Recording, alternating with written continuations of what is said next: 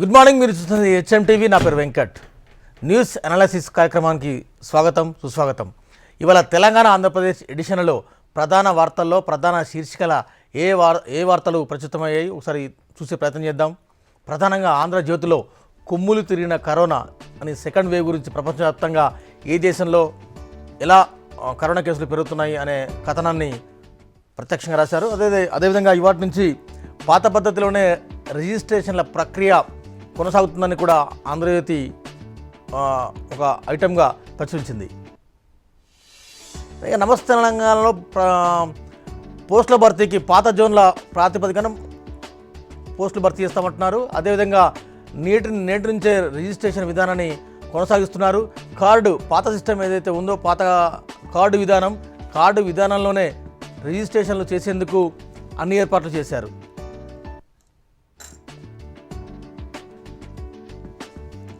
ఈనాడులో కూడా ప్రధానంగా ఈ 48 రోజులు కీలకం.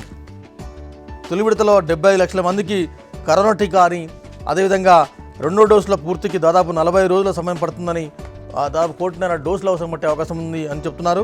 అదేవిధంగా ధరణిలో భూ వివరాలు చూసుకోవచ్చని ధరణికి సంబంధించిన అప్డేషన్, అదేవిధంగా నేటి నుంచి నేరుగా రిజిస్ట్రేషన్ అనే ఐటెంను మనం ప్రత్యక్షంగా చూడొచ్చు. అయితే బ్యానర్ ఐటంగా ఈనాడులో నేడు ఆకాశంలో అద్భుతం, ఒకటిగా కనిపించనున్న గురు శని గ్రహాలు దాదాపు 40 ఏళ్ల తర్వాత అరుదైన ఘట్టంగా చెప్తున్నారు.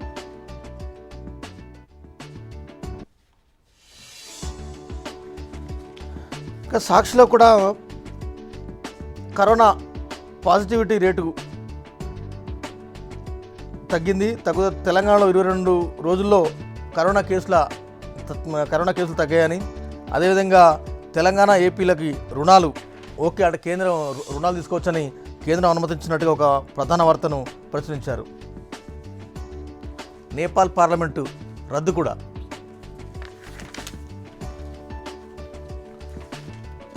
రైట్, తెలంగాణ ఎడిషన్ చూస్తాం. ఒకసారి ఏపీ ఎడిషన్లకు ఒకసారి వెళ్దాం. ఇవాటి నుంచి ఏపీలో కూడా భూ సమగ్ర సర్వేను చేపడుతుంది ఆంధ్రప్రదేశ్ ప్రభుత్వం. భూమికి పక్కా లెక్క అని ఈనాడు మెయిన్ ఐటమ్గా, మెయిన్ బ్యానర్గా ఏపీ చేసింది.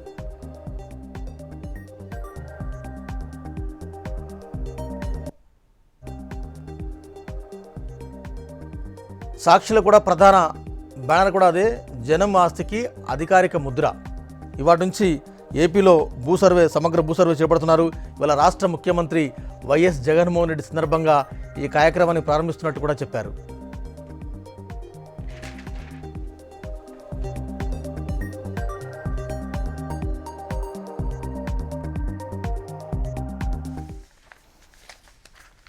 Welcome back.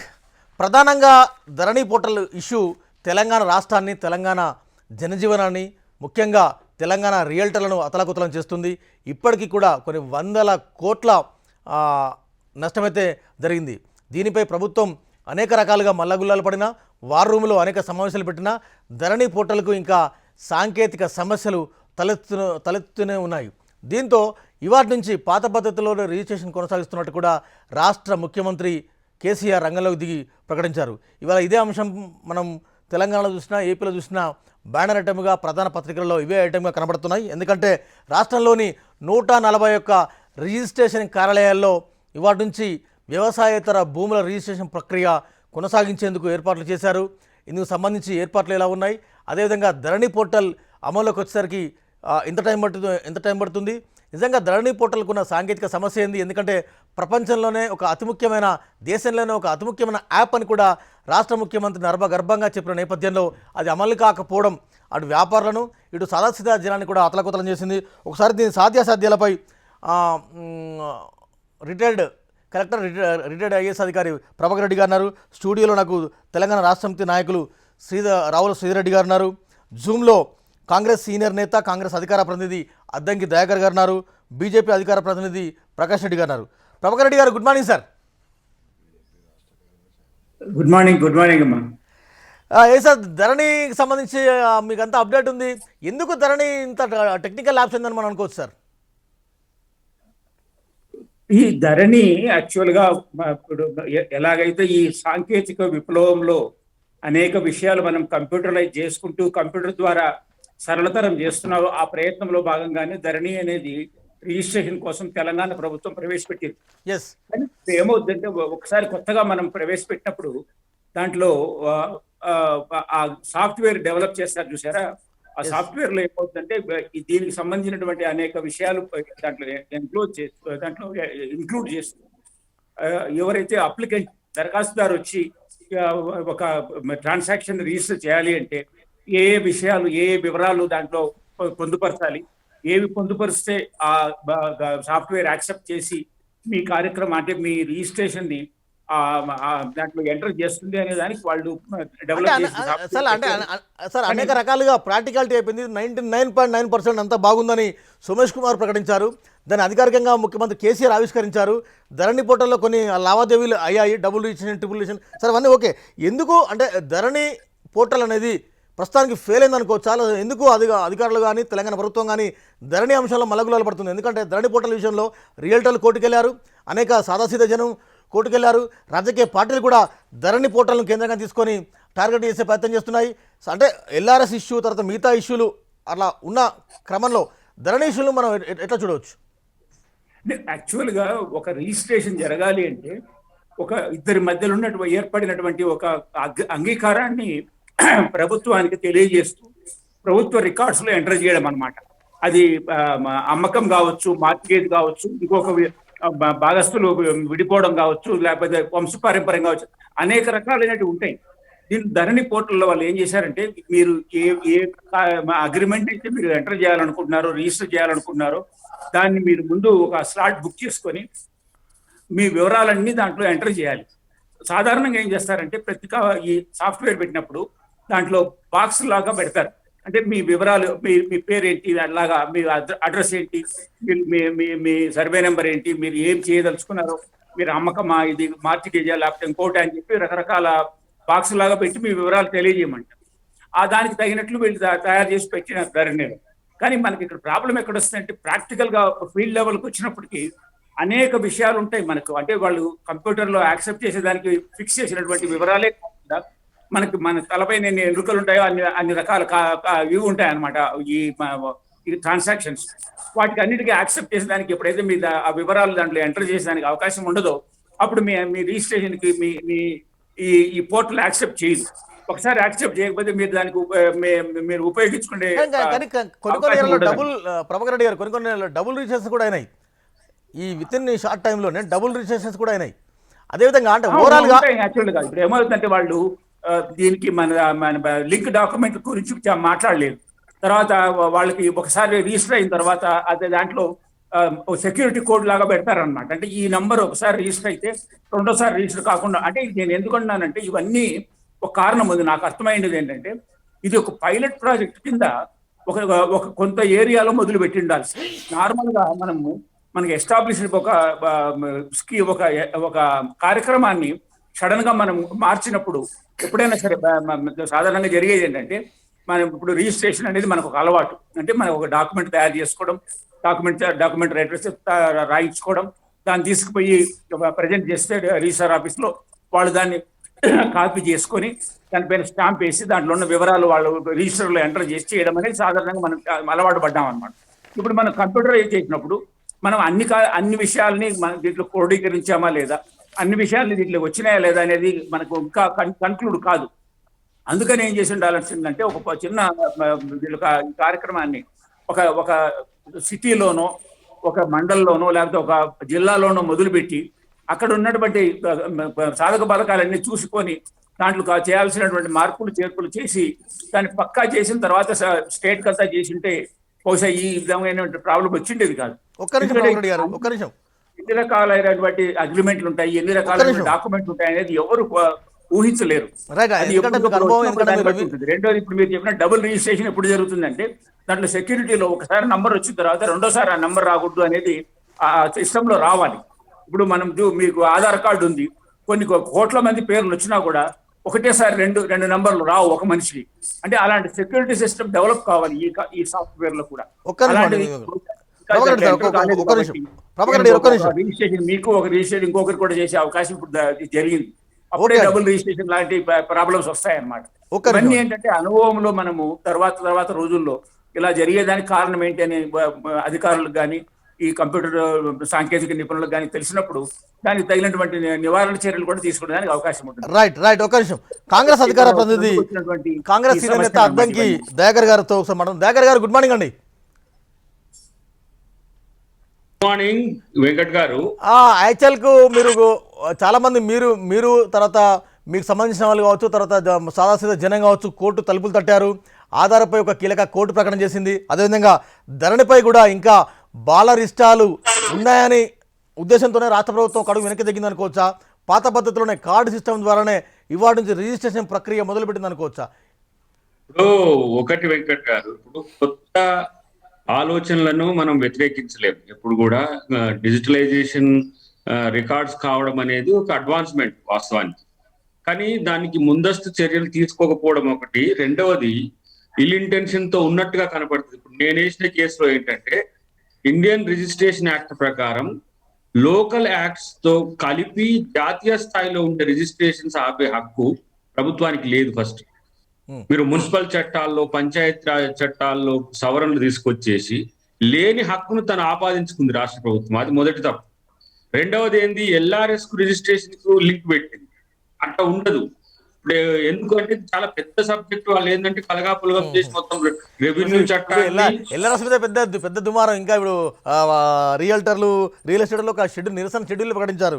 ఇవాళ డిసెంబర్ 21 గవర్నర్కు, సీఎంకు పోస్ట్ కార్డులు, 22 అసోసియేషన్ తరఫున భిక్షాటన, 24 రోడ్లపై వంట వార్పు. ఇట్లా చాలా. ఇప్పుడు ఎల్ఆర్ఎస్ అనేది ఇప్పుడు మనకు అంటే మామూలుగా అందరికి తెలియదు, కానీ కోర్ట్ ఆఫ్ వార్డ్స్ లో కూడా ఎల్ఆర్ఎస్ కడతారు. అసలు కోర్ట్ ఆఫ్ వార్డ్స్ ల్యాండ్స్ అనేవి రిజిస్ట్రేషన్ కావదు. ఎస్టేట్స్ కానీ, మన దగ్గర ఉన్న వక్ఫ్ భూములు కానీ, లేదంటే భూదాన్ ల్యాండ్స్ కానీ, మీరు వాడు ఎవడో పనికిరానోడు వచ్చి అక్కడ కబ్జా చేసి మీరు వెంచర్ వేసేస్తే ఆ వెంచర్ కు మీరు ఎల్ఆర్ఎస్ కట్టించుకుంటే అది రిజిస్ట్రేషన్ అయిపోయినట్టే కదా. అది మీకు ఎక్కడి హక్కు? అది సుప్రీంకోర్టులో ఉన్నాయి కేసులు, హైకోర్టులో ఉన్నాయి, వివిధ స్థాయిల్లో ఉండే జిల్లా కోర్టుల్లో ఉన్నాయి. కాబట్టి లేని హక్కును ఎందుకు తీసుకున్నారు అనేది ఒకటి. రెండోది ధరణి పోర్టల్. మీ దగ్గర ఇప్పుడు ధరణి పోర్టల్ ఒక అడ్వాన్స్మెంట్ అనే చెప్పాలి. దాంట్లో మీకు రికార్డ్స్ లేవు. రికార్డ్స్ డబుల్ రికార్డ్స్ ఉన్నాయి. ఇప్పుడు ఎగ్జాంపుల్ మన దగ్గర కందుకూరు దగ్గర ఒక తప్పుకి 50,000 రూపాయలు ఒక మిత్రుడు కట్టాల్సి వచ్చింది. ఆ పేరు ఇవన్నీ వివరాలు ఎందుకంటే గుర్రంపోడు మండలి నల్గొండలో వాళ్ళు ఏంటి, వాళ్ళ భూమిని మొత్తం వాళ్ళ పేరు మీద పట్టా ఉంది, వాళ్ళే సాగు చేసుకుంటున్నారు, పక్కన ఇంకొకరు లేరు. పోయి ధరణిలో వెతికితే ఇంకొకరి పేరు వచ్చింది. అంటే ఎందుకు ఇట్లా? ఇప్పుడు ఈ ధరణి చేసిన ఆయన ఇంతకు ముందు ఇంటర్మీడియట్ చేసిన ఆయన, ఆ సాఫ్ట్వేర్ ఆయన, సాఫ్ట్వేర్ ఎంటిటీ ఎంత అనేది ఒకటైతే సాఫ్ట్వేర్ కి అనుసంధానం చేసేటప్పుడు డేటా సెక్యూరిటీ కూడా మనం చూడాలి. ప్రభుత్వానికి డేటా ఇస్తున్నాం, వ్యక్తిగత ఆస్తుల వివరాలకు సంబంధించిన అంశాలు ఇస్తున్నప్పుడు డేటా సెక్యూరిటీకి సంబంధించిన వాళ్ళ దగ్గర ఏమంటారు భరోసా కూడా లేదు. ఇన్ని ఒక డిఫరెంట్ టైప్స్ ఆఫ్ కన్ఫ్యూజన్ ఇది క్రియేట్ చేయడం, గందరగోళం చేయడం. ఈ 3 నెలల రిజిస్ట్రేషన్స్ ఆపి ఏం చేసినట్టు ఇప్పుడు మళ్ళీ 3వ నెల తర్వాత ఏం చేస్తున్నారు? మళ్ళీ పాత పద్ధతిలోనే అని. అంటే ఇన్ని రోజులు చేసిందంతా కూడా ఇంతకు ముందు ప్రభాకర్ రెడ్డి గారు చెప్పినట్టు మీరు ఒక చిన్న జిల్లా, జనగాంనో లేకపోతే ఇంకా ఏదో ఒక జిల్లా మీరు పైలట్ ప్రాజెక్ట్ గా తీసుకుంటే దాంట్లో వచ్చే సాధక బాధకాల దృష్ట్యా మీరు చేయడానికి అవకాశం ఉంటుండే. కానీ ఇప్పుడు అసలు సమస్య ఏంటి? దాదాపు 18 నుంచి 20 లక్షల ఎకరాల భూములు, వివిధ రకాల భూముల యొక్క అస్తిత్వం ప్రమాదంలో పడుతుంది. ఎట్లా? పోడు భూములు సాగు చేసుకున్న గిరిజనులు ఉంటారు, ఆదివాసీలు ఉంటారు, వాళ్ళకి సంబంధించి మనం టైటిల్ డీడ్ లేదు. చాలా పెద్ద సమస్య ఏంటంటే టైటిల్ డీడ్ తెలంగాణ గవర్నమెంట్ లేదు, ఇండియన్ గవర్నమెంట్ లేదు. పెద్ద కాన్స్పరసీ లాగా కనపడుతుంది. మరి టైటిల్ డీడ్ ఇవ్వాల్సింది ఎవరు అన్నప్పుడు వీళ్ళు కోర్టుకు పోయి దాన్ని తెచ్చుకోవాలి. టైటిల్ డీడ్ లేని వాటి రిజిస్ట్రేషన్, ఇండ్లు, పెద్ద పెద్ద బంగళాలు కట్టేసేసి ఇలా ఎవరికి దోచిపెట్టడానికి మనం ఈ చట్టాలను తయారు చేస్తున్నట్టుగా ఏదోనిదేమో గింత 100 గజాలు 50 గజాలు ఉంటే మనం ఇప్పుడు దాని కాస్ట్ ప్రకారం మనం బిఆర్ఎస్ కట్టించుకోబోతున్నాం. నెక్స్ట్ ఇంకా బిఆర్ఎస్ అనేది హైదరాబాదే కాదు పట్టణాల్లో పెద్ద సమస్యగా మారుతుంది. బిఆర్ఎస్ కూడా ఈ రోజు అవినీతి కంపు అంటే అవకాశం ఉంది. అంటే మీ దగ్గర టైటిల్ డీడ్ లేకుండా ఇన్ని రోజులు ఎందుకు అనుభవించడం ఒక బెదిరింపు చాలు కదా మామూలు వాళ్ళకు. మీరు ఏం చెప్తారు? అంటే ధరణి పోర్టల్ ను రీమాడిఫై చేయమంటారా, లేకుంటే పాత పద్ధతిని కొనసాగిస్తే బెటర్ అంటారా? ఎందుకంటే నేనేమంటున్నా వెంకట్ గారు, అసలు ఫస్ట్ మీరు మీరు ఆలోచన మంచిది. దీన్ని మీరు భూ సమగ్ర సర్వే ఒకటి చేసి దాని రికార్డ్స్ ని డిజిటలైజ్ చేసి చేశారు. లేదు, భూ సర్వే చేయలే. భూ సర్వే లేదు. తెలంగాణలో భూ సర్వే చేస్తా అన్నాడు, ఏదో హెలికాప్టర్లు పెట్టి అది చేస్తా అన్నట్టు కానీ ఏం చేయలే.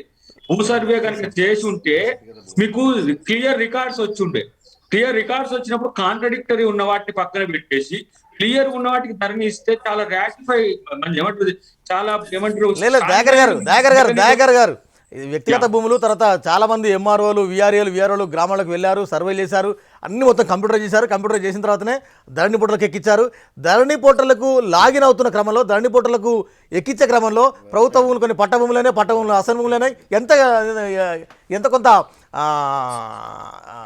జరిగింది, కొంత మానవతా జరిగింది. నేను చెప్తా విను మీకు. అంటే అందుకనే సమాచారం సగం ఉంది సమస్య ఇదే. ఇప్పుడు మా దగ్గర నా భూమి ఉంది. ఇప్పుడు నా భూమి నేను పుట్టక ముందు నుంచి మా అమ్మమ్మ దాన్ని సాగు చేసుకుంటున్నారు. నా భూమి సర్వే ఎవరు చేసి నాకు తెలియదా? ఎందుకు వెంకట్? ఇప్పుడు నాది మా ఊర్లో నెమ్మికంటి సోమన్న అనే వాళ్ళ పేరు మీద నా భూమి ఉన్నది. ఆయన పోయి దేవరకొండలు దాదాపు 40-50 సంవత్సరాల కూతురకు అడ్వకేట్ చేస్తున్నది. ఇప్పుడు మీరు 1969 కంటే ముందున్న దాఖలాలు తీసుకొచ్చేసరికి ఏమైంది? ఇప్పుడు మీరు టైటిల్ ఉన్న వాళ్ళకి రిజిస్ట్రేషన్ చేస్తే ఆమె వచ్చి మా భూమి మీద కేసు వేసింది. అసలు ఇంతవరకు వాళ్ళకి తెలియదు. మీరు సర్వే చేసిన తేడా, నా భూమిలో సర్వే చేసి నాకు తెలియకుండా కూడా జరుగుతుంది. అట్లా నాకు అర్థం కాలేదు. వీళ్ళు ఫైల్స్ చెక్ చేసుకొని రికార్డ్స్ చేసి తప్పితే సర్వే అంటే ఏంటి కంప్లీట్. ఇప్పుడు విఆర్ఓలు కూడా ఆ పనిలో నిమగ్నమై ఎంఆర్ఓలతో పాటు అక్కడ ఊరి గ్రామ సర్పంచ్ తో పాటు చేస్తారు. అది పెద్ద ఇప్పుడు 3600 గ్రామ కంట ఉంది, మా గ్రామ చిక్కం ఉంది మొత్తం. మాకు ఎక్కడ చేసిండ్రు మాకు తెలియకుండా ఏడు చేసిండ్రు. అంటే ఇన్ని 12,000 గ్రామాల భూ సమగ్ర సర్వే జరిగిందంటే ఎంతకంటే జోక్యం ఇంకోటి ఉండదు. అంటే మనం ఒక్క నిమిషం మన ప్రభాకర్ రెడ్డి, ప్రకాష్ రెడ్డి గారి దగ్గర పోదాం. ప్రకాష్ రెడ్డి గారు గుడ్ మార్నింగ్ అండి. గుడ్ మార్నింగ్ అండి. ఓవరాల్గా అంటే ధరణి పోర్టల్ విషయంలో, ఎల్ఆర్ఎస్ సిస్టమ్ విషయంలో, తర్వాత పాత రిజిస్ట్రేషన్ విషయంలో మీరేం చెప్పదలుచుకున్నారు? సార్, ఇప్పుడు ధరణి పోర్టల్ విషయంలో నేను 2 విషయాలు సార్ మా పార్టీ డిమాండ్ కూడా చేసాను. ధరణి పోర్టల్ రోల్ బ్యాక్ కావాలని చెప్పి. అవును, అదే నేను చాలా స్పష్టంగా చెప్పాల్సిన, తుగ్లక్ పాలన అనడానికి ఒక పెద్ద నిదర్శనం. నేను రాజకీయ ప్రకటన చేస్తున్నా ముందు. తుగ్లక్ పాలన అనడానికి ఒక పెద్ద నిదర్శనంగా కనపడే ధరణి పోర్టల్ యొక్క ఇంప్లిమెంటేషన్, దాని యొక్క అమలులో విషయంలో నేను ఎందుకు చెప్తున్నా అంటే సార్, తెలంగాణ రాష్ట్రంలో ఇప్పుడు ఇంత కరోనా ఉంది, ఎల్ఆర్ఎస్ కట్టాలి, వీని పిడించాలి, వాడిని పిడించాలి అనుకుంటున్నటువంటి ఈ తరుణంలో నేను 2-3 క్యాలిక్యులేషన్ చెప్తాను సార్. ఇప్పుడు రోల్ బ్యాక్ అయింది. వ్యవసాయేతర భూములకు సంబంధించినటువంటి రిజిస్ట్రేషన్ ప్రారంభమైంది. వాస్తవానికి వ్యవసాయేతర భూములకు సంబంధించి తెలంగాణలో సుమారుగా 10 సంవత్సరం 15 లక్షల డాక్యుమెంట్స్ తెలంగాణలో రిజిస్టర్ అవుతాయండి. ప్రతి సంవత్సరం కూడా అది సుమారుగా 7,000 కోట్ల రూపాయల ఆదాయం రాష్ట్ర ప్రభుత్వానికి గత అనేక సంవత్సరాలు వస్తుంది. గత సంవత్సరం వచ్చిన లెక్క ప్రకారం సుమారుగా 7,000 కోట్లు అటు ఇటు ఉండొచ్చు. అంత ఆదాయం ప్రభుత్వానికి ఉంది. 4 నెలల నుంచి లాక్డౌన్ పీరియడ్ తో కొంత బంద్ అయితే ఇప్పుడు ఆయనతో బంద్ అయిపోయింది. ఆల్మోస్ట్ సంవత్సర కాలంలో ప్రభుత్వం తీసుకున్నటువంటి, అంటే వచ్చినటువంటి నష్టం, రోజు నాకు ఇన్ని రావాలి అన్ని రావాలని మాట్లాడుతున్నాను. Coming to the point.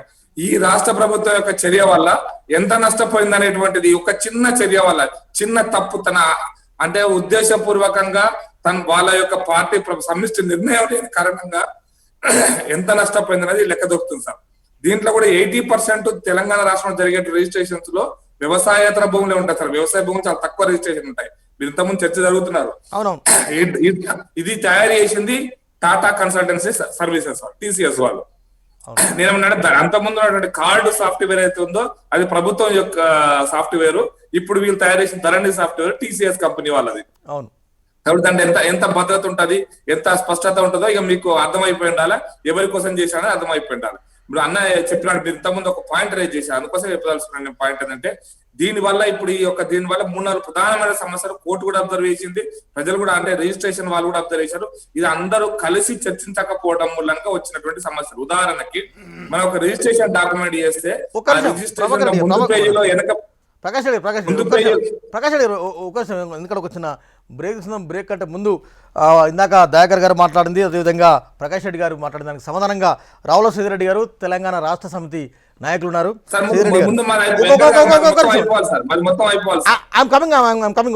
వస్తాను. ఇప్పుడు దయాకర్ గారు చాలా స్పష్టంగా చెప్తున్నారు.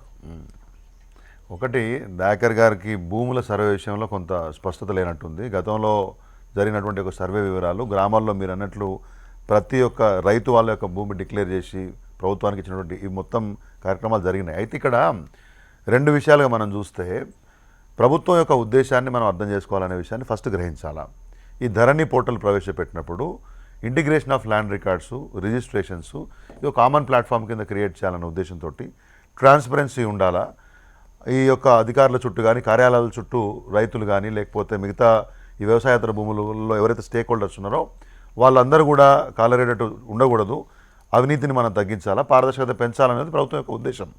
దాంట్లో వ్యవసాయ భూములలో ఇప్పటివరకు ఎటువంటి ఇబ్బంది లేదు. తెలంగాణ వచ్చిన తర్వాత వ్యవసాయ భూములకు సంబంధించినటువంటి మొత్తం చేసినటువంటి క్లీనప్ ఆఫ్ రికార్డ్స్లో ఇవాళ 90% వ్యవసాయ భూములలో ఎటువంటి ఇబ్బందులు లేవు. మీరు అన్నటువంటి రిజిస్ట్రేషన్ సంబంధించి కానీ, ఓనర్షిప్కి సంబంధించి కానీ, టైటిల్ సంబంధించి కానీ, పట్టాదారు పాస్బుక్ విషయాలు కానీ ఎక్కడ కూడా సమస్యలు లేవు. ఈ వ్యవసాయేతర భూములకు సంబంధించి లాస్ట్ 3 months నుంచి ఈ రిజిస్ట్రేషన్స్ యొక్క నిలుపుదల మూలంగా కొంత ఇబ్బంది అన్నమాట వాస్తవం. దానికి ధరణి పోర్టల్ రిజిస్ట్రేషన్ స్టార్ట్ అయిన తర్వాత మొన్నటి నుంచి దాంట్లో కొత్త విధానంలో ఇబ్బందులు ఎదురైతే ప్రభుత్వము చేతులు కట్టుకొని కూర్చోలేదు. మొండిగా ఢిల్లీలో రైతులు కనుక చలిలో చనిపోతుంటే ఫిడేలు వాయించుకున్నట్టు కూర్చోలే. దానికి ఒక మంత్రివర్గ ఉపసంఘం వేసి ఎక్స్పీరియన్స్ ఉన్నటువంటి మంత్రులతో చర్చించి, అధికారులతో చర్చించి ఇమ్మీడియట్గా కోర్టు డైరెక్షన్స్ ప్రకారము ఇవాటి నుంచి రిజిస్ట్రేషన్స్ను పాత పద్ధతులు కోర్టు మొట్టికాయలు వేయడం కాదు, కోర్టుకు ఎవరైనా వెళ్ళడం అనేది ఏ విషయం మీదైనా కానీ ప్రభుత్వం మీద కానీ మిగతా విషయాల మీద కానీ వాళ్ళ యొక్క సాధారణ హక్కు. కోర్టు కొన్నిసార్లు డైరెక్షన్స్ ఇస్తుంది. ఇప్పుడు కోర్టుకి వ్యవసాయం అక్కడ రైతులు పోవట్లేదా, కోర్టుకు సిఏ మీద పోలేదా, కోర్టుకు మిగతా విషయాల మీద పోలేదు. ప్రభుత్వాల నిర్ణయాల మీద ఎవరైనా ఇబ్బంది ఉన్న వాళ్ళు ఈ దేశంలో న్యాయ వ్యవస్థ ఉంటే పోవడం చాలా సాధారణం. అయితే పోయినా కానీ ప్రభుత్వం మొండిగా వ్యవహరించకుండా ఆ విషయంలో ఒక స్పష్టత తీసుకొచ్చే ప్రయత్నం చేయడాన్ని అందరూ హర్షించాలా. ఇవాటి నుంచి పూర్తి స్థాయిలో రిజిస్ట్రేషన్స్ పాత పద్ధతిలో చేయడానికి సన్నాహాలు చేశారు. ధరణి పోర్టల్కి సంబంధించి ఏమన్నా ఈ మొత్తం విధానంలో లోపాలుంటే సవరించుకునే ప్రయత్నం చేసి ఇవాళ ప్రభుత్వం ఒక కొత్త విధానం ముందుకు తీసుకొస్తుంది. ఇవాళ వ్యవసాయ భూములకు సంబంధించి ధరణిలో ఏమేమి సేవలు వస్తాయనే విషయాన్ని కూడా మళ్ళీ వాళ్ళ క్లారిటీతో చెప్పారు. కాబట్టి ప్రకాష్ రెడ్డి గారు తుగ్లక్ పాలన ఇక్కడ గురించి చెప్పే బదులు అక్కడ సింగు దగ్గర 20 మంది రైతులు ఇప్పటికే చనిపోయినారు. లక్షలాది మంది చనిపోతే దాన్ని తీవ్రవాదుల సమస్యగా, ఖాళిస్తాన్ సమస్యగా మిగతా దాన్ని తుగ్లక్ పాలన అంటారా? ఇక్కడ మీరు మాట్లాడే మాటలను ఆక్షేపించాలా, మీరు అర్థం చేసుకోవాలా. మనం మాట్లాడొచ్చు కదా అని చెప్పేసి ఇష్టారీతన మాట్లాడడం కాదు. ఇవాళ అవార్డు గ్రహీతలు పెద్ద పెద్ద వాళ్ళు వ్యవసాయ రంగ నిపుణులు ఆడ చట్టాల గురించి మాట్లాడితే మీకు సోయి లేదు, రైతులు చనిపోతుంటే సోయి లేదు. మొత్తం కార్పొరేట్ రంగానికి వ్యవసాయాన్ని అప్పచెప్తారంటే మీరు మాత్రము గుళ్ళు, దర్గాలు, గురుద్వారాలు తిరుక్కుంటూ ప్రధాని గారు మాట్లాడకపోవడాన్ని దాని తుగ్లక్ పాలన దేనో నిర్ణయించుకోవాలి. ప్రధాని గారు కూడా 20వ తారీఖు మీటింగ్ మరి ఇప్పటిదాకా ఏం జరిగింది? 20 మంది రైతులు చనిపోయిన దానికి కూడా అంటే ఇంకెంతమంది చనిపోతే ప్రధాని ముందుకు వస్తారో చెప్పాలి కదా. దాని తుగ్లక్ పాలన మాట్లాడితే సరిపోయిందా? ఇది చాలా గ్రేట్ సాఫ్ట్వేర్ అన్నారు, సిఎస్ అన్నారు, అదేవిధంగా చీఫ్ మినిస్టర్ గారు అన్నారు, అదేవిధంగా మంత్రులు కానీ తర్వాత ఈ సాఫ్ట్వేర్ గురించి చాలా కితాబిచ్చారు. కానీ ఈ సాఫ్ట్వేర్లో ఒక్కసారి మనం ఈ తప్పిదాలు చూసుకుంటే ఏదైనా ప్రాపర్టీ ఒకరు కొంటే అంటే ఒకరు మాత్రమే కొనాలి, 2-3 కొనే అవకాశం లేదు. దీంతో రిజిస్ట్రేషన్లో ఆప్షన్ లేదు. తర్వాత పెండింగ్ మ్యూటేషన్లకు సంబంధించి రుసుము జనరేట్ అయినప్పటికీ స్లాట్ బుకింగ్ అవడం లేదు. దీంతో మ్యూటేషన్ల ప్రక్రియ ప్రభాకర్ రెడ్డి గారు చెప్పే కంటే ముందు ఏంటంటే సార్ ఒక్క నిమిషం సార్, నేను శ్రీధర్ని మాట్లాడుతున్నాను. ఇవన్నీ ఇష్యూస్ ఉన్నాయి కాబట్టే మంత్రివర్గ ఉపసంఘం వేసిందే. ఎందుకు దగ్గర 15-18 అంశాలు రిజిస్ట్రేషన్కి సంబంధించి, మ్యూటేషన్కి సంబంధించి, let me finish land conversion సంబంధించి, ఇంకా మిగతా విషయాలకు మార్టిగేజ్ సంబంధించి, కొన్ని ప్లాట్లు డెవలప్డ్ జిఎస్పిఎలకు సంబంధించి ఇష్యూస్ వచ్చాయి. కాబట్టి ప్రభుత్వం చాలా సానుకూలంగా స్పందించి మంత్రివర్గ ఉపసంఘం వేసి ఎంసీహెచ్ఆర్డీలో ఈ స్టేక్ హోల్డర్స్ ఎవరైతే ఉన్నారో బిల్డర్స్ దగ్గర నుంచి మొదలుపెట్టి బయర్స్ వరకు నన్ను కంప్లీట్ చేయనియండి, వీళ్ళందరితో మాట్లాడి వాటిని కరెక్ట్ చేసే లోపులో మళ్ళీ పాత పద్ధతిలో ఇవాళ రిజిస్ట్రేషన్ స్టార్ట్ చేసి ఆ వెసులుబాటు కల్పించిన తర్వాత ధరణిలో నా పాయింట్ ధరణిలో ఏం సమస్యలు ఉన్నాయనే విషయాన్ని పోయిన వారంగా పూర్తిగా మనం చర్చించినాం. ప్రభుత్వం చర్చించింది, అందరు స్టేక్ హోల్డర్స్ అంతవరకు ఓకే. Started again. కాబట్టి ప్రజలకు సమస్య లేదన్న విషయం ఏంటంటే ఇందాక ప్రభాకర్ రెడ్డి గారు చెప్పిన తర్వాత అద్దంకి దయాకర్ గారు చెప్పిన ఎందుకంటే ఒక మండలాన్నో లేకుంటే ఒక జిల్లానో పైలట్ తీసుకుని ఎందుకు చేయలేదు? ఒకటి బ్యాక్ ఎండ్ లో పైలట్ టెస్ట్ కానీ బ్యాక్ ఎండ్ లో రియల్ టైంలకు తీసుకొస్తారని చెప్పేసి నేను అనుకోను. అయినా కానీ కొన్నిసార్లు కొద్ది గొప్ప దాని మీద అనుభవం ఉన్నటువంటి వ్యక్తి చెప్తున్నాను, అంటే not on the Dharani or something, ఇట్లాంటి ప్రాజెక్ట్స్ మీద కార్పొరేట్ రంగంలో ఉన్నటువంటి అనుభవంతో చెప్తున్నాను. చాలా మాడ్యూల్స్ మీరు మళ్ళీ రియల్ టైంకి వచ్చే వరకు ఏంటంటే even after you keying in the total data కొన్ని ఆప్షన్స్ అప్పుడప్పుడు ముందుకు రావు, వర్కౌట్ కావు, డేటా తీసుకోగలవు, ఇట్లాంటి కొన్ని ఇష్యూస్ వస్తాయి. వాటిని కరెక్ట్ చేసుకుంటారు. కాకపోతే ఇక్కడ కొద్దిగంత ఎక్కువ ఇబ్బంది రావడము, టెక్నికల్ ఇష్యూస్ కొన్ని వచ్చినప్పుడు హ్యాండిల్ చేయకపోవడం ఇవన్నీ ఉంటుండొచ్చు. కాబట్టి ప్రభుత్వం ఏం చేసింది, we have corrected the issues. కాబట్టి ప్రభుత్వము చాలా తప్పులు ఉంటే దాన్ని సరి చేసుకోవడానికి ప్రభుత్వం కూడా ఉండాలి. ఎందుకు సార్ మరి సార్ వెంకట్ గారు దయాకర్ గారు నేను కాదు, ప్రకాష్ రెడ్డి గారు. ప్రకాష్ రెడ్డి గారు చెప్పండి సార్. ఇప్పుడు నేను ఒక విషయం వెంకట్ మన శ్రీధర్ రెడ్డి గారు ఒక మాట చెప్పారు, కానీ మన తెలంగాణ యువరాజు ఒక మాట మాట్లాడారు సార్. భారతదేశంలో డేటా లేదు, మా తెలంగాణలో డేటా ఉంది. డేటా సాఫ్ట్వేర్ మొత్తం మేమే చేస్తున్నాం తెలంగాణలో. అసలు ప్రపంచానికే మేము డేటా ఇస్తున్నాం అనేటువంటి పొంకనాలు ఎవరు కొట్టారు సార్? నేను కొట్టలేదు సార్. తెలంగాణ రాష్ట్ర అంటున్నారా? ప్లీజ్ ప్లీజ్ నాకు కంప్లీట్ యువరాజు నాకు అర్థం కాలే. అంటే భారతదేశానికి ప్రధానమంత్రి గారు నరేంద్ర మోడీ నియంత్రణ, భారత నియంత్రణ మాట్లాడాలా? మళ్ళీ ఎందుకు భాషలో ఇవన్నీ ఈ పనికి మాలిన మాటలు ఎందుకు? ప్రకాష్ రెడ్డి గారు మీరు ఒక ఎక్స్పీరియన్స్ స్పీకర్, ఎందుకు ఆ మాటలు అంటున్నా? వీటి కోసమేనా మీరు చర్చ? మీరు కాదు యువరాజు మాట్లాడడం దేనికోసం మరి? ఇవన్నీ ఎందుకంటున్నా? ఈ గడుపు విషయం మాట్లాడు. You are an expert to speak. విషయం మాట్లాడండి కదా. ఎందుకు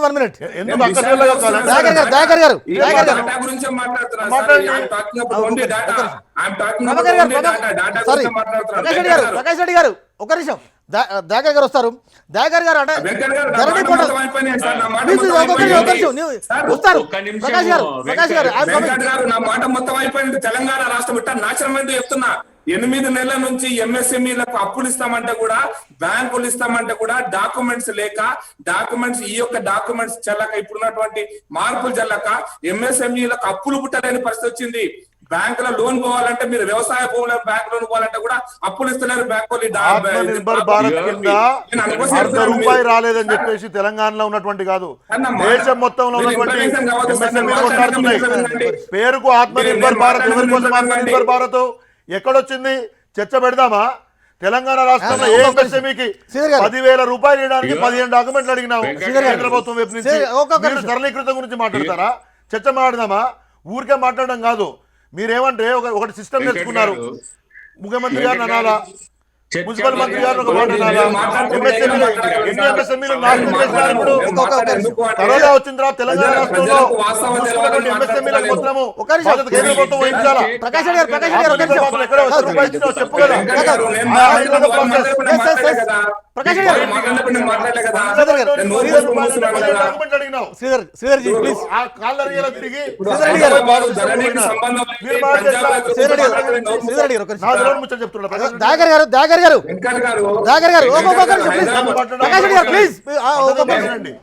ధరణి పోర్టల్లో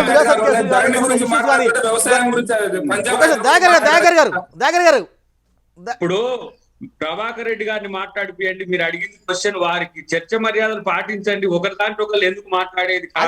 అదే కొద్దిగా డివేట్ అవుతుంది. ప్రభాకర్ రెడ్డి గారు ఇందాక ఈ ధరణి పోర్టల్లోని సాంకేతిక సమస్యలన్నీ కూడా ఎప్పటిలాగా పూర్తి అవకాశం ఉంది. ఎందుకంటే చాలా ప్రాక్టికాలిటీస్ వస్తున్నాయి. విరాసత్ కేసులు కానీ, అసైన్డ్ భూములు, పట్టా భూములు కానీ, పట్ట భూములు ఇది కానీ, తర్వాత స్లాట్ బుక్ కావడం, ఇవన్నీ ఉన్నాయి సార్. అంటే ఇవన్నీ సార్ట్అవుట్ కావాలంటే ధరణి సాఫ్ట్వేర్ అప్డేషన్ కానీ, ధరణి సాఫ్ట్వేర్ ఇంకా ఎంతకాలం తీసుకునే అవకాశం ఉంది? ఎందుకంటే ఇప్పటికే తెలంగాణ రెవెన్యూ అసోసియేషన్ రంగంలోకి దిగేంత వరకు ధరణి సమస్యకు పరిష్కారం లేదు. ఎప్పటిలోగా అయ్యే ఈ సాంకేతిక సమస్య పరిష్కారం అయ్యే అవకాశం ఉందని మనం అనుకోవచ్చు. ప్రభాకర్ రెడ్డి గారు. వెంకట్, ఈ భూ సమస్యలు ఎప్పుడు పరిష్కారం కావు. దీనికి అన్ని ఏంటంటే మనం డెవలప్ చేసుకుంటూ పోవాలి. ఉదాహరణకి మీకు ఒక ఎగ్జాంపుల్ చెప్తాను.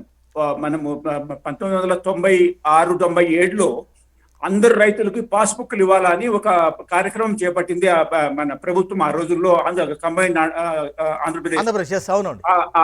పాస్బుక్లు ఎలా ఇవ్వాలి అని చెప్తే, ఇలాగా ఈ విధంగా పేర్లు ఉండే వాళ్ళకి, ఈ విధంగా విరాసత్ వచ్చిన వాళ్ళకో, లేకపోతే ఇనాం వార్చి వచ్చిన వాళ్ళకో, లేకపోతే టెనెన్సీలో ఇట్లా హక్కులు వచ్చిన వాళ్ళకో, ఇదని ఒక పెద్ద లిస్ట్ తయారు చేశారు.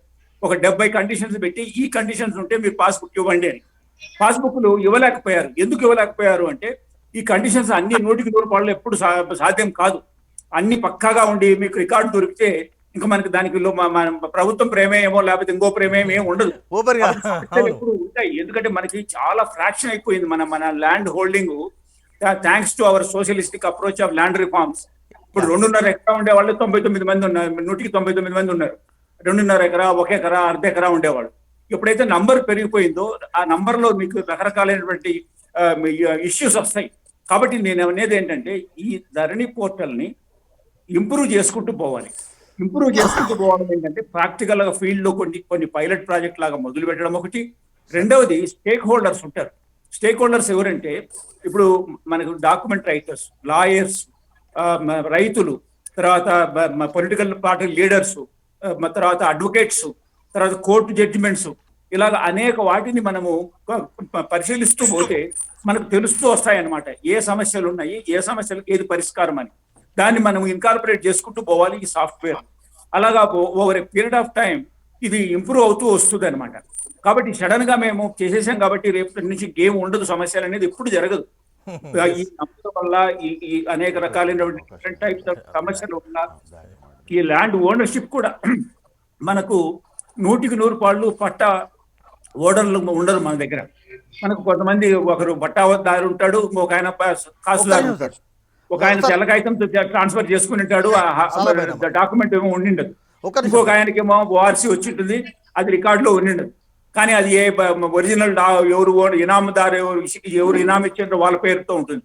అలాగే టెనెన్సీలో 60% ఒకరికి, 40% ఒకరికి వచ్చి ఉంటుంది, కానీ పేర్లు మారిండవు. అనేక రకాలైనటువంటి పేర్లు ఇంప్రూవ్ చేసుకుంటూ పోవాలి. స్టేక్ హోల్డర్స్ ని పైలట్ ప్రాజెక్ట్ గా తీసుకొని డిస్కస్ చేసేది sub committee, cabinet sub committee కానీ ఇతర అధికారులు కానీ ఏం చేయాలంటే ఈ స్టేక్ హోల్డర్స్ ని ఎవరెవరైతే ఈ రిజిస్ట్రేషన్ ప్రాసెస్ లో ఇన్వాల్వ్ అయి ఉంటారో వీటికి దీనికి సంబంధించినటువంటి న్యాయ నిపుణులు కానీ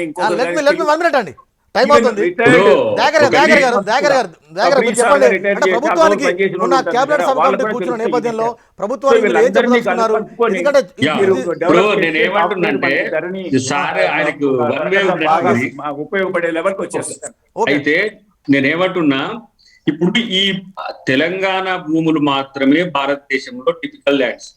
ఇప్పుడు మనం ఈ ధరణి వచ్చితే ఏమైంది, ఇదంతా చర్చ పెట్టొచ్చు, ఇదంతా ఫస్ట్ 7 రకాల భూములు ఇక్కడ ఉంటాయి. మీరు భూ సర్వే ఇంతకు ముందు శ్రీధర్ ఉండి డాక్టర్ గారికి అవగాహన లేదంటే స్పష్టత కూడా కాదు. నేను చెప్తా వినండి. ఇక 12 లక్షల పైచీలకు ఇవాళ పోడు భూములు కొత్తగా వ్యవసాయ శాఖకు వచ్చినాయి. దాదాపు బీడు భూములు, అసలు అంటే మామూలుగా మన ఏంది అడవి కాని భూములు దాదాపు 18 లక్షల పైచీలకు సాగులోకి వచ్చినాయి. మొత్తం అసలు భూమి వివరాలంటే ఇప్పుడు సర్వే చేస్తే ఏంటంటే ఎంత సాగుకు అర్హత ఉన్న భూమి మనకాడ దగ్గర ఉందనేది రికార్డు లేదు మన దగ్గర. తర్వాత సర్ఫికాస్ భూములు కావచ్చు, వక్ఫ్ భూములు కావచ్చు, కోర్ట్ ఆఫ్ వార్డ్స్ ల్యాండ్స్ కావచ్చు, భూదాన్ ల్యాండ్స్ కావచ్చు, ఇవన్నీ కూడా డిఫైన్ చేసుకుంటే ఇప్పుడు గడుపుకోవచ్చు. ఇంకెప్పుడు గడుపుతావు? ధరణి పోర్టల్ తెచ్చినావు అంటే మనం ఒళ్ళు గడుపుకోకుండా బట్టలు వేసుకున్నట్టు ఉంటది. ఇది సమగ్ర సర్వే అనేది ఎట్లా ఉండాలంటే ల్యాండ్ రికార్డ్స్ కంప్లీట్ కాంప్రహెన్సివ్ గా జరగాల్సిన అవసరం ఉంది ఒకటి. రెండవది ఏంటంటే అనుభవందారు కాలం తీసేసింది కొత్త రెవెన్యూ చట్టంలో. అనుభవందారు కాలం మీద నేను మరి చూడాలి, హైకోర్టు పరిధా, సుప్రీంకోర్టు పరిధా, అసలు అనుభవందారు కాలం తీసేయడానికి అవకాశం లేదు. ఎందుకు? 1969 సీలింగ్ యాక్ట్ వచ్చిన తర్వాత, అంటే భూ సంస్కరణలు ఇందిరాగాంధీ గారు తెచ్చిన తర్వాత ఇంత ఇంత ఉండాలన్నప్పుడు కొంతమంది జీతగాళ్ళకి ఇచ్చిండ్రు, కొంతమంది చుట్టాలకి ఇచ్చిండ్రు, కొంతమంది ఆ ఊర్లో ఉండే దళితులకు ఇచ్చిండ్రు, ఆ ఊర్లో ఉండే బీసీలకు ఇచ్చిండ్రు. అప్పుడు సాదా బైనామాలు రాసుకున్నారు. సాదా బైనామాలు 6 అయినాయి, కొన్ని పట్టాలైనాయి, కొన్ని కాలేదు. ఇప్పుడు మీరు మళ్ళీ అనుభవందార కాలం కిందనే వీళ్ళకు పట్టా వచ్చి ఉన్నది. మరి అనుభవందారం కాలం తీసేస్తే మీరు 69 కంటే ముందున్న భూమి ఎవరికంటే మళ్ళీ ఎవరికి పోతున్నది భూమి? ఈ మతలబ్ ఎవరికి తెలుసు? అందుకని 18 నుంచి 22 లక్షల ఎకరాల భూములు ఆగంలోకి వచ్చినాకనేమో అగ్రికల్చర్ ల్యాండ్స్ ఉంటాయి. హైదరాబాద్ లో భూములు ఇలా నిజామియే కావు, అంటే ఈ ఎస్టేట్సే కావు. చాలా మంది రైతులే గిఫ్ట్ల కింద ఎన్ని రకాల భూములు ఉంటాయి హైదరాబాద్ లో. దీంట్లో ఇప్పుడు తల కొర్రీలు పెట్టినట్టే ఉన్నది. ఇప్పుడు ఎట్లా ఈ సమస్య పరిష్కారానికి ప్రభుత్వానికి మీరు ఏం చెప్పదలుచుకున్నారు? ఇప్పుడు వేసిండ్రు, ఇప్పుడు మంత్రుల కమిటీ వేసిండ్రు. అసలు నేను అంటున్నా, ఇట్లా సీనియర్ ఐఏఎస్ ఐపీఎస్ కూర్చొని ఒక సబ్ కమిటీ వేసుకొని ముందే దీన్ని అమలు ఎట్లా అని చెప్పేసి ముందు చేతులు కాకులు పట్టుకుంటే ఏం లాభం? స్టేజెస్ పోర్టల్ అండి ఇప్పటికైనా పోయి ఎక్స్పర్ట్స్ తో ఒక కమిటీ వేసుకొని ఇంకా రాబోతున్న సమస్యలు కూడా మీరు సమగ్ర భూ సర్వేని కూడా ఇప్పటి నుంచి మొదలు పెట్టండి. మీ గవర్నమెంట్ అయిపోయేంత వరకు అవుతుంది కదా. అప్పుడు ఏమైతుంది, మీరు అన్నట్టుగా టిక్ కొట్టంగానే ఎవడు ఓనర్ అనేది వస్తుంది. లేకపోతే 80 to 90% పంచాయతీలు ఇట్లా కొనసాగుతాయి. ఇది మీరు కొత్తగా రిజిస్ట్రేషన్లకు పోయినా పట్టాలకు పోయినా. కాబట్టి ఆదుర్దా ఎందుకు, ఆదరాబాద్రా ఎందుకు? కానీ వాస్తవానికి వ్యవసాయేతర మన మీ దగ్గరికి చాలా మంది బాధితులు వచ్చారు. ఆ బాధితులు కూడా కోర్టుకు వెళ్ళారు, హైకోర్టుకి వెళ్ళారు. మీరు ఒక 2 నిమిషాల్లో మీరు డిస్కస్ చేశారు.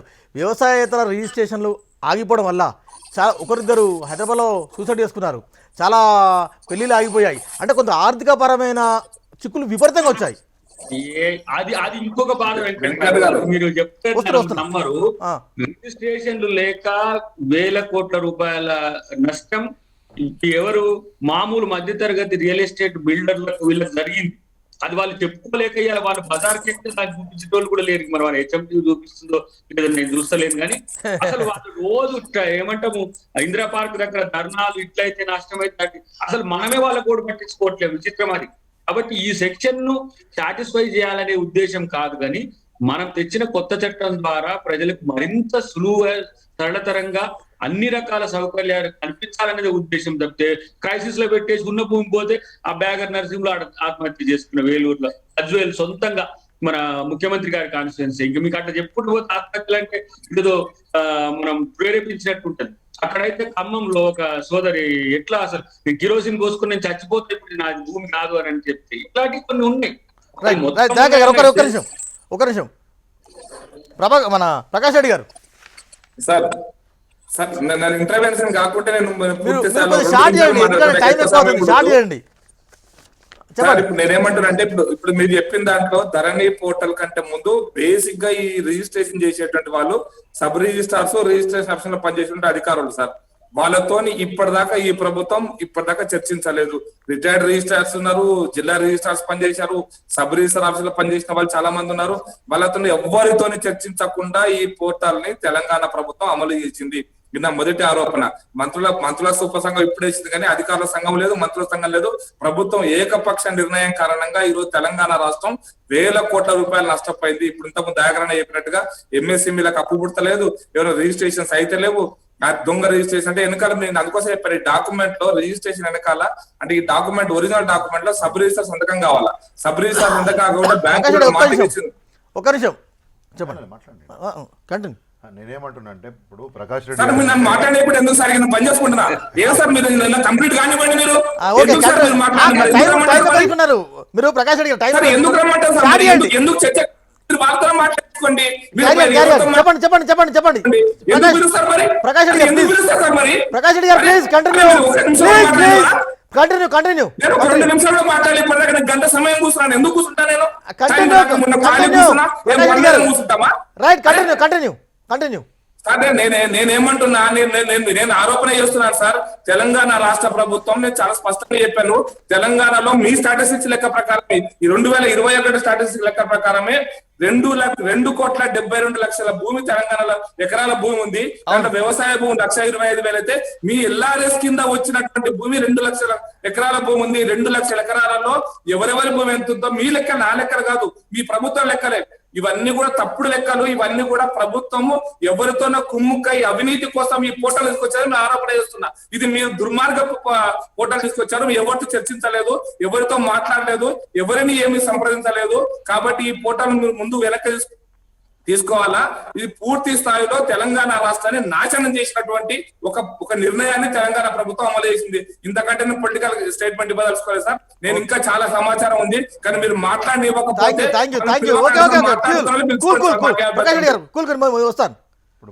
ఈ పోర్టల్ వెనక తీసుకోవాలన్న డిమాండ్ నిజంగా వస్తుంది. నేనేమంటున్నా, ఇప్పుడు పోర్టల్ని ఉపసరించుకోవడం కాదు కదా, ఏమైనా ఇబ్బందులు ఉంటే దాన్ని సంస్కరించుకోవాలనుకునేది ప్రభుత్వ పద్ధతి అవుతుంది. ప్రభాకర్ రెడ్డి గారు మా వరంగల్ జిల్లాలో కూడా పనిచేసినారు. The most experienced people friendly ఆఫీసర్గా వారికి పేరుంది, ప్రత్యేకించి రైతుల విషయంలో. ఆయన మాట్లాడిన విషయాలు మొత్తం మీకు గమనిస్తే అర్థమవుతుంది. ఈ ఇష్యూస్ అనేటివి జనరల్గా పర్సిస్టెంట్గా ఉంటుంటాయి. వాటిని ఎప్పటికప్పుడు అప్పుడున్న సమస్యలని అర్థం చేసుకొని వాటి సొల్యూషన్ తీసుకురావడం అనేది ప్రభుత్వం యొక్క ఉద్దేశం అవుతుంది. అయితే దీనికి ఒక పర్మనెంట్ సొల్యూషన్ తీసుకురావాలనే ఉద్దేశంతో ధరణిని క్రియేట్ చేసిండ్రు. నేను మళ్ళీ రిపీట్ చేస్తున్నాను, వ్యవసాయ భూములకు సంబంధించి ఎటువంటి ఇబ్బందులు లేవు. 90-95% ల్యాండ్ రికార్డ్స్ క్లీనప్ చేసిండ్రు. వాటిని అప్లోడ్ చేసిండ్రు. ఈవెన్ రిజిస్ట్రేషన్స్ కూడా ఒక నిమిషం ఫినిష్ చేయనండి నన్ను. 95,000 దగ్గర స్లాట్స్ బుక్ అయితే దాంట్లో 66,000 పైగా రిజిస్ట్రేషన్స్ అయినాయి. ప్రభుత్వ ఆదాయం వస్తుంది. వ్యవసాయేతర భూములలోకి వచ్చిన ఇబ్బందులను ఎవరితో మాట్లాడలేదని ప్రకాష్ రెడ్డి గారు అంటారు. నెక్స్ట్ టైం ప్రకాష్ రెడ్డి గారిని బండి సంజయ్ని మిగతా వాళ్ళని కూడా పిలుస్తాము, మీరు చెప్పండి. మొన్న వర్క్షాప్ పెట్టినారు, మంత్రివర్గ ఉపసంఘం కూర్చున్నది. సాక్షాత్ మరి చీఫ్ సెక్రటరీ గారే రెవెన్యూ సెక్రటరీగా ఇంతకుముందు వారు పనిచేసినారు. చాలామంది అధికారులతో మాట్లాడిన రోజు మిమ్మల్ని పిలిచి మాట్లాడతారా, నన్ను పిలిచి మాట్లాడతారా? ప్రభుత్వంలో ఉన్నటువంటి అధికారులు సంబంధిత ఎక్స్పర్ట్స్ని పిలిపించి మాట్లాడతారు. కొన్ని ఇబ్బందులు ఎదురైనాయి అనే మాట వాస్తవాన్ని మీలాగా ఇలా కేంద్ర ప్రభుత్వ వ్యవసాయ చట్టాలలాగా మొండి కూర్చోలే. ప్రభుత్వం సానుకూలంగా మాట్లాడుతోంది. ఒకటి ఏంటంటే నేనేమంటే ఒకటి గుర్తుపెట్టుకోండి, అసలు ఏమీ ఇబ్బంది రాలేదని చెప్పేసి తప్పించుకునే ధోరణి ప్రభుత్వం చేయలేదని చెప్తున్నా. ఎక్కడైనా చిన్న చిన్న అబరేషన్స్ సంఘటనలు జరిగితే వాటికి ప్రభుత్వం సానుభూతితో ఉంది. ఆ విషయాన్ని చెప్పారు ఓపెన్గా.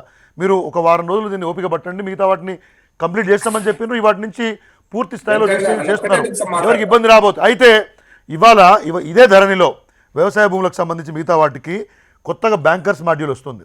మార్టిగేజ్ విషయంలో కోర్ట్ కేస్ మాడ్యూల్స్ వస్తున్నాయి. ఎన్ఆర్ఐ వర్క్లో వస్తుంది. ఇంటిగ్రేషన్ విత్ ప్రింటర్స్, కొత్త పట్టదారు పాస్ పుస్తకాలు పీరియాడికల్గా ఇవ్వడం కోసం కొత్త మాడ్యూల్స్ వస్తున్నాయి. రెవెన్యూ పట్టాలు, గ్రామ పట్టాలు పూర్తి స్థాయిలో సమాచారాన్ని క్రోడీకరించి అవైలబుల్ చేసేటటువంటి విధానం వస్తూ ఉంటే మీరు అప్పటి నుంచి ప్రకాష్ రెడ్డి ఏం మాట్లాడుతున్నాడు, నేను పొలిటికల్ కామెంట్ చేస్తున్నా. మీరు పొలిటికల్ కామెంట్లు మాత్రమే చేస్తారు. ప్రభుత్వం ప్రజలకు పనికొచ్చే పని చేస్తుంది. రోజు దుమ్మెత్తిపోయడమేనా? అక్కడ రైతులను ఎవరు ఆదుకునేది ఉందా? అక్కడ ఒక దేశం మొత్తం మీద రైతులను ముంచుతారు. అక్కడ రైతులు ఆత్మహత్య చేసుకుంటుంటే నోరు మూసుకొని కూర్చుంటారు. ఇక్కడ రైతులను బాగు చేస్తుంటే ఇక్కడ మాత్రము రోజు పొలిటికల్ కామెంట్ చేస్తారు. ఇదేం దుర్మార్గము, ఇదేం సాధించము. రోజు తిట్టడమేలా ప్రభుత్వాన్ని? వేరే పని లేదా? నిర్మాణాత్మకంగా ఒక మాట మాట్లాడలేరా? మీరు ఎంఎస్ఎంఎల గురించి మాట్లాడుతున్నారా? ఆత్మ నిర్భర్ భారత్ మొత్తంగా సర్వనాశనం చేసిన మనం పోదాంపా సర్వేకి. తెలంగాణ రాష్ట్రంలో ఎంఎస్ఎంఈలను ముంచింది కేంద్ర ప్రభుత్వం. చెప్తామా? ఓవర్లాపింగ్ అవసరం లేదు సార్. నేను ఏమంటాను అంటే వ్యవసాయేతర భూములకు మాత్రమే ఇప్పుడు ఈ పోర్టల్ అమలు చేశారు. నేను చెప్పాను తెలంగాణ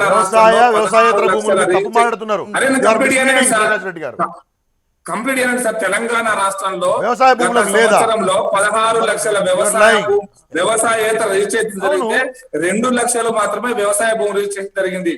నేను మాట్లాడుతున్నది 80% జరిగినటువంటి చెప్పినాను. ఎక్స్టెండ్ చెప్పలేదు. నేను లెక్క చెప్తున్నాను సార్. నేను రాజకీయ ప్రకటన మాట్లాడి లెక్క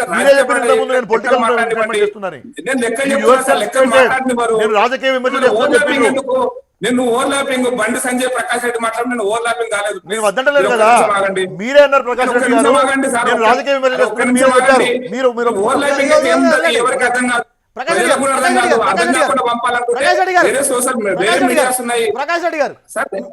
నేనేమంటున్నాను సార్, ఇప్పుడు పోర్టల్ అమలు చేసింది ఓన్లీ వ్యవసాయేతర భూముల గురించి మాత్రమే.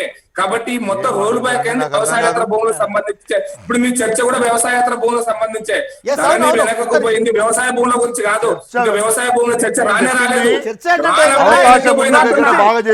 వెనక్కి పోయింది. చేతులు కట్టుకొని కూర్చోలే. మీలాగా రైతులు చచ్చిపోతుంటే అక్కడ రోమ్ నగరంలో fiddle వాయించినట్టు కూర్చోలే. The government is positive. సానుకూలంగా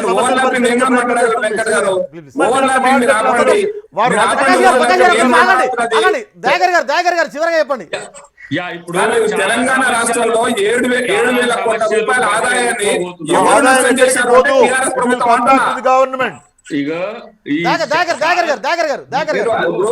కొట్లాటలు పక్కన పెడితే చాలా సమస్యలు ప్రజలు ఎదుర్కోబోతున్నారు. నేనేమంటున్నా, ఇప్పుడు మనం ప్రజల పట్ల బాధ్యతగా ఉండాలంటే వచ్చే సమస్యల్ని ఇప్పుడు ప్రభుత్వం ముందు పెట్టాల్సిన అవసరం ఉంది. ప్రభుత్వం పట్టించుకోవట్లే. మీరేమో వారిని తుగ్లక్ అన్నారు కానీ నాకేమో ఔరంగజేబు కనపడుతుంది మా కేసీఆర్. ఎందుకంటే ఇంత పెద్ద ఎత్తున బీఆర్ఎస్ మీరు నాన్ అగ్రికల్చర్ ల్యాండ్స్ గురించి మాట్లాడుతున్నారు కానీ అసలు నాన్ అగ్రికల్చర్ ఎందుకు ఉండాలి, అగ్రికల్చర్ ఎందుకు ఉండకూడదు? రెండు ఉన్నాయి సమస్యలు దీంట్లో. అదే సమస్య ఇప్పుడు డీవియేట్ చేసి ఇటువైపు కొట్టాడుకునేటట్టు చేస్తున్నది. ఇప్పటికి కూడా తెలియక కాదు, ప్రభుత్వం ఉద్దేశపూర్వకంగా తన ఇల్ ఇంటెన్షన్ తో చేస్తున్న దాన్ని రేపు సమర్థవంతంగా ప్రజలకు మేలు జరిగే విధంగా మేము అడ్డుకుంటాం. ఎందుకు ధరని మీరు ఈ రోజు నిలుపల చేసినట్టేనే మీ ఫెయిల్యూర్, అట్టర్ ఫెయిల్యూర్. అది చాలా ప్రెస్టేజియస్ అన్న దాన్ని ఎందుకు ఆపాల్సి వచ్చింది? కాబట్టి మీ ఉద్దేశాలు మంచివైతే ప్రజలు సహకరిస్తారు, ప్రజలు చావరు. మీరు మంచి చేస్తే ప్రజలు ఎందుకు వస్తారండి, నాకు అర్థం కాదు. కాబట్టి ఇప్పటికైనా మనం నిజాలకు పోకుండా మీరు అన్నట్టుగా కాంగ్రెస్ పార్టీని అక్కర్లేదు, బీజేపీ పార్టీని అక్కర్లేదు, ఇంకా ప్రభాకర్ రెడ్డి గారి నాట్లో 10 మంది పిలుచుకోండి, కూర్చోటి ఎట్లా చేద్దామని చెప్పి ఒక లాజికల్ కన్క్లూజన్ రండి, ప్రజలకు మేలు చేయండి. అల్టిమేట్ గా మేము కోడిగుడ్డు మీద ఈకలు బీక్తే మాకు వచ్చే లాభం లేదు, మేము అసలే మాట్లాడలేమని మమ్మల్ని తిడుతున్నారు. ఇది పరిస్థితి. చాలా పెద్ద సబ్జెక్ట్ ఇది వెంకట్ గారు. మీరు రెవెన్యూ చట్టం మీద, తర్వాత ధరణి మీద, ఎల్ఆర్ఎస్ బిఆర్ఎస్ మీద ఒక 2-3 గంటల చర్చ నిపుణులతో పెట్టండి. అప్పుడు ప్రజలకు అర్థమవుతుంది వాళ్ళు కూడా ఎంత మేరకు ఈ చట్టం భరోసా ఇస్తుంది, ఎంత మేరకు ధరణి మనకు ఉపయోగపడుతుంది, ఒక ఇన్ఫర్మేషన్ కూడా ఇచ్చినట్టు ఉంటది. కానీ ఏం తెలియకుండా పోతున్నది, నష్టపోయేట్టు పెద్ద ఎత్తున ఉన్నారు. అది ఎవరికి చెప్పుకోవాలన్నా కూడా లేని స్థితి ఉన్నది. కాబట్టి ఇప్పటికైనా ప్రభుత్వం అర్జీలను స్వీకరించండి. అట్లీస్ట్ రెవెన్యూ మినిస్ట్రీ నుంచి మొదలు పెడితే ఎంఆర్ఓల కాడికి ఇట్లా మార్చితే మాకు బెనిఫిట్ ఉంటుంది అని చెప్పి అసలు అది లేనే లేదు. కన్సోల్ టీమే లేదండి. నాకు అర్థం కాదు. వాళ్ళు ఏంది శాసిస్తాడు, ఏదో భాష ఏదో అంటారు కదా, శాసిస్తాడు, ఈయన పాటించాలన్నట్టుగా మీరు చట్టాలను చేస్తారు, ప్రజలు దాన్ని దయాకర్ గారు ఒక నిమిషం కంక్లూడ్ చేయండి. ఇప్పుడు ఇల్ ఇంటెన్షన్ ఆఫ్ ది గవర్నమెంట్ అంటే ప్రభుత్వానికి వేరే ఉద్దేశాలు ఉన్నాయని చెప్పడం అనేది సరైనది కాదని నా ఉద్దేశం. ఇప్పుడు ఎవరి ల్యాండ్ రికార్డ్స్ అన్ని క్లీనప్ చేయాలి, మొత్తం రిజిస్ట్రేషన్ ప్రాసెస్లో ట్రాన్స్పరెన్సీ కావాలి, గతంలో లాగా డబుల్ రిజిస్ట్రేషన్స్ కావద్దు, ప్రాపర్గా పీటీఐఎన్స్ ఉండాలి, ఫర్ ఎవర్ ఈ ప్రాబ్లమ్స్ ఎవరికి రాకుండా ఇంకో లింకింగ్ ఆఫ్ రికార్డ్స్ కానీ మొత్తం ఒక ఇంటిగ్రేటెడ్ ప్లాట్ఫామ్ రావాలని చెప్పేసి ప్రభుత్వం అనుకుంటుంటే దాంట్లో దురుద్దేశాలు ఎట్లా ఆపాదిస్తారండి? ఇప్పుడు వెంకట్ గారి భూమిని శ్రీధర్ రెడ్డికి చేసి ఉంటే ఉన్నటువంటి భూములను ఇవన్నీ కూడా అసత్యాలు ఇట్లా కాదు. ఇవాళ ఒకటి ప్రాసెస్ లో వచ్చినటువంటి అనామలీస్ ని తేడాన్ని కరెక్ట్ చేయమని చెప్పడం అనేది తప్పు కాదు. దాన్ని ప్రభుత్వం స్వీకరిస్తుంది, పనిచేస్తుంది. మధ్యలో వచ్చాడు దయాకర్ గారు. నేను ఏమంటే ఒకటి దయాకర్ ఒకటే నిమిషం. ఇప్పుడు ప్రాసెస్లో వచ్చినటువంటి ఇబ్బందులను సానుకూలంగా పరిష్కరించమని ఎవరు కోరినా అది స్వాగతిస్తారు. కోర్టులో వచ్చినటువంటి అబ్జర్వేషన్స్ని కూడా ఇవాళ ప్రభుత్వం తీసుకుంటుంది, కానీ మొండిగా పోవట్లేదు. కాబట్టి government is positive to correct total activity. తప్పు అంటున్నా నేను. ప్రకాష్ రెడ్డి గారు was very clear. He was only doing the political comments. Please చివరగా ప్రభాకర్ రెడ్డి గారు ఏమన్నా మరోసారి ఇరుతారు మమ్మల్ని, అంతకంటే ఏం చేస్తాడు? ప్రభాకర్ రెడ్డి గారు ఓవరాల్ గా ఈ ఇష్యూ సార్ట్అవుట్ కావడానికి మీరు 1-2 సూచన సలహాలు ఇవ్వాల్సుకున్నారా గవర్నమెంట్? అంటే బీయింగ్ ఏ రిటైర్డ్ ఐఏఎస్ గా, బీయింగ్ ఏ రెవెన్యూ, అంటే మామూలుగా రెవెన్యూ ఆఫీసర్స్ రంగంలోకి దిగేంత వరకు ఈ సమస్య అనేది ఇంకా కొలికి రావడం లేదు. అంటే ఇలాంటి సూచన చేయదలుచుకున్నారు మీరు గవర్నమెంట్కి? వెంకట్, 2 విషయాలు ఇక్కడ. ఒకటి, సాంకేతికంగా మనం ముందుకెళ్తున్నప్పుడు దాన్ని ఉపయోగించుకొని ప్రజలకు సౌకర్యం కలిగించడం అనేది మంచి ఆలోచనే. కానీ ఇక్కడ 2 విషయాలు వచ్చాయి. ఒక ప్రయత్నంలో అనేక రకాలైనటువంటి అడ్డంకులు రావడం వల్ల దాన్ని ఆపేశారు. రిజిస్ట్రేషన్ నార్మల్ గా పాత దాని పద్ధతిలోనే చేస్తున్నారు. That is very good. ఇప్పుడు ప్రజలకు కావాల్సినటువంటి ఇమీడియట్ వాళ్ళ అవసరాలకు తగినట్టు వాళ్ళు రిజిస్ట్రేషన్ చేసుకుంటే ఇప్పుడు ఉన్నటువంటి ఇప్పుడు అందరు చెప్పినట్లు గత 9 నెలల నుంచి ప్రభుత్వం ఆదాయం పడిపోయింది. ప్రభుత్వ ఆదాయం దాదాపు 7,000 కోట్లు ఎంతో రావాల్సింది రాలేకపోయింది. ఎందుకంటే రిజిస్ట్రేషన్ ఆగిపోయినాయి కాబట్టి. ఒకవైపు చూస్తే, ఇంకొక వైపున అంతకన్నా ముఖ్యం, అనేక కుటుంబాలలో దీనివల్ల సమస్యలు వస్తున్నాయి. కొంతమంది పెళ్లిళ్ళు ఆగిపోయినాయి, కొంతమంది డెవలప్మెంట్ ఆగిపోయింది, ఈ రియల్ ఎస్టేట్ ఓనర్లు సఫర్ అవుతున్నాయి. ఇవన్నీ ఓకే, వాళ్ళందరూ పాత పద్ధతిలో ఇప్పుడు పెట్టారు కాబట్టి that is very good development. Number 1. Number 2, ఈ ధరణి పోర్టల్ కానీ ఇలాంటి ప్రయత్నము, ఈ మార్పులు మళ్ళా బాగా థరోగా స్టేక్ హోల్డర్, అంటే ఫాల్స్ ప్రిస్టేజ్ పోకుండా ఓపెన్ మైండ్తో మళ్ళా దాన్ని అందరికీ స్టేక్ హోల్డర్ అనుకున్నాను చూసారా. డాక్యుమెంట్ రైటర్స్ మొదలుకొని, లాయర్స్ మొదలుకొని, రిటైర్డ్ సబ్ రిజిస్ట్రార్లు మొదలుకొని, రైతుల్ని, ఇలా రకరకాల ఈవెన్ రాజకీయ నాయకుల్ని కూర్చోబెట్టి వాళ్ళ ద్వారా వాళ్ళ సమస్యలు పరిష్కారాలగిన ఈ ధరణి పోర్టల్ ఇన్కార్పొరేట్ చేస్తూ, తర్వాత సెక్యూరిటీస్ ఇది 2 సార్లు రాకూడదు, తర్వాత ఒకరి పేర్లు రాకూడదు, ఇలాంటివి అనేక రకాలైనటువంటి సెక్యూరిటీ మెజర్స్ కూడా తీసుకొని దాంట్లో ఇన్కార్పొరేట్ చేస్తే భవిష్యత్తులో over a period of time, అంటే ఈ మీడియా ఒకటేసారి ఈరోజు స్విచ్ ఆఫ్ చేస్తేనే రాదు ఎప్పుడు ఇట్లాంటివి. ఇవంతా ఎందుకంటే కొన్ని వందల సంవత్సరాల నుంచి ఎస్టాబ్లిష్ అయినటువంటి కొత్త పద్ధతిలో చేస్తున్నాం కాబట్టి దాన్ని సక్సెస్ చేయాలనుకుంటే అందరినీ ఇన్వాల్వ్ చేసి స్టేక్ హోల్డర్ అందరి యొక్క అభిప్రాయాలు సేకరించి దాన్ని ట్రయల్ అండ్ ఎర్రర్ కింద చేసుకుంటూ పోతే మనం over a period of time మనం will reach the Okay, sir. Thank you. Objective ఏంటో దాన్ని సాధించేదానికి అవకాశం ఉంటుంది. థ్యాంక్ యూ వెరీ మచ్ అండి. ఈ చర్చలో పాల్గొన్న రిటైర్డ్ ఐఏఎస్ అధికారి ప్రభాకర్ రెడ్డి గారికి, అదేవిధంగా స్టూడియోలో ఉన్న రావుల శ్రీధర్ రెడ్డి గారికి, అద్దంకి దయాకర్ గారికి, ప్రకాష్ రెడ్డి గారికి మీకు అందరికీ ప్రత్యేక ధన్యవాదాలు. ఇది ఇవాటి చర్చ కార్యక్రమం.